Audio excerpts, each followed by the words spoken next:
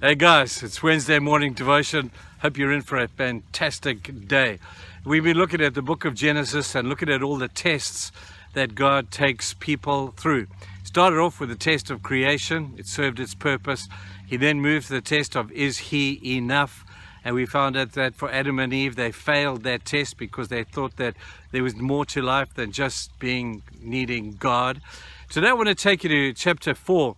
And we have that very well-known story of Cain and Abel, and how that Cain was very jealous of his brother Abel because Abel's offering was accepted by God. And Cain, in his jealousy and in his anger and his rage, he killed his brother. And God came to him with a great question that tested ultimately Cain's integrity. He said to Cain, Cain, where is your brother? And Cain said, am I my brother's keeper? Now you all know the story, I'm sure, so well, that Cain proved to be inadequate in the keeping of his brother and the protection of his brother. In fact, he killed his brother. But it's an age-old question. How responsible am I for the people around me? Am I any more responsible for them than I am for myself?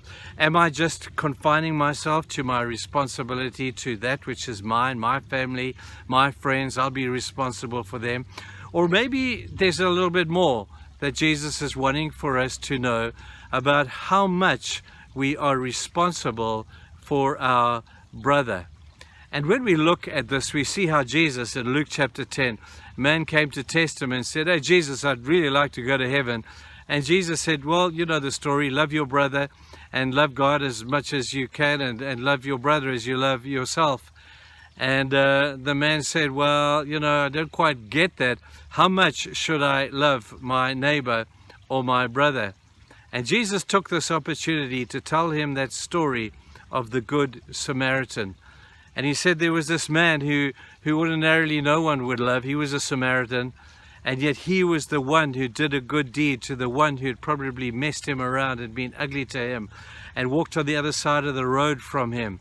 And the Good Samaritan showed unconditional love towards a man who ordinarily they would have hated, or he should have hated.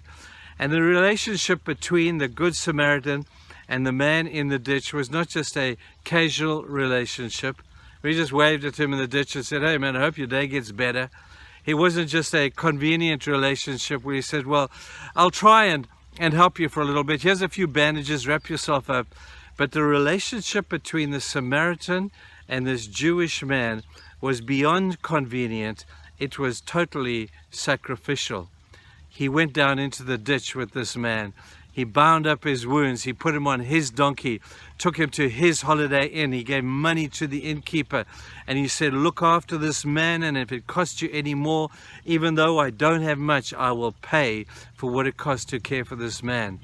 And Jesus said to the man, who do you think was the neighbor? Who was the good neighbor?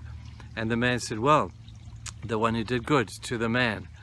And here's the punchline for us today. Jesus said, go and do likewise. People, that's the key. He's not just telling you a cool story for the sake of generating emotion and passion and making a good movie out of this thing. Jesus is saying that's the model for caring for your neighbor. That's how much you are to be your brother's keeper. It's not convenient. It's not always, it's not always easy to be able to do this. But Jesus says this is the kind of love that we have, and it is critical. It's critical.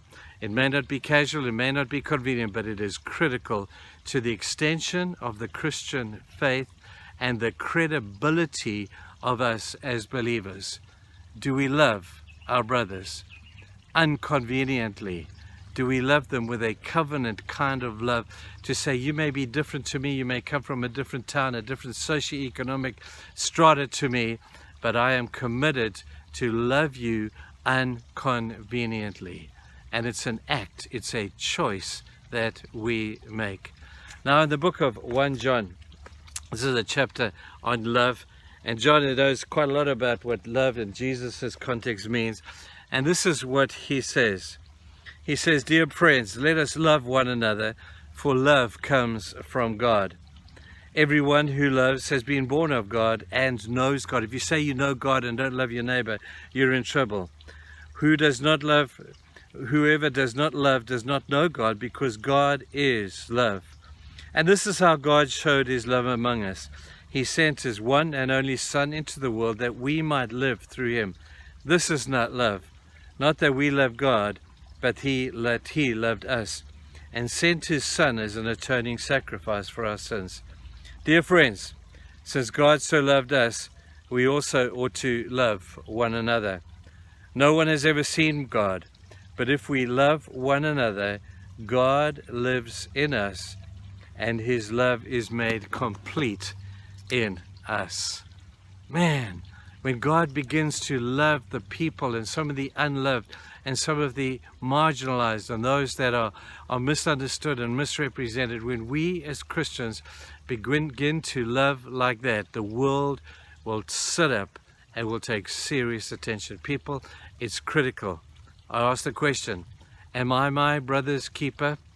According to the scriptures, apparently I am. Let's go and do likewise today. Have a fantastic day, you people. Cheers, bye.